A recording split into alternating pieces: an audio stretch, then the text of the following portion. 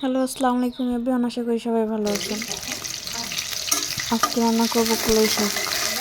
কলাই শাকটা প্রথমে কেটে নিব, তারপরে পেঁয়াজ, মরিচ, একটা বোম্বাই মরিচ, দুটো শুকনো লঙ্কা ভেজে নিব।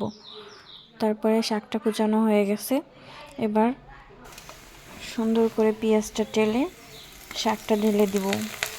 সাথেই থাকবেন সবাই, আর আমার চ্যানেলটা সবাই লাইক, কমেন্ট এবং সাবস্ক্রাইব করে দিবেন। কিছুটা লবণ দিয়ে দিব, সাথে একটু পানি দিয়ে দিব, অল্প একটু পানি দিয়ে দিব সাথে। তো শাকটা প্রায় হয়ে এসেছে। জানাবেন সবাই কেমন হলো কমেন্টে।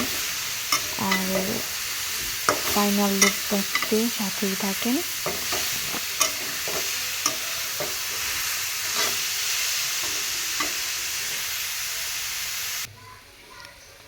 প্রায় শাকটা হয়ে এসেছে। এইটা হলো ফাইনাল লুক। ভালো থাকবেন সবাই। আল্লাহ হাফেজ।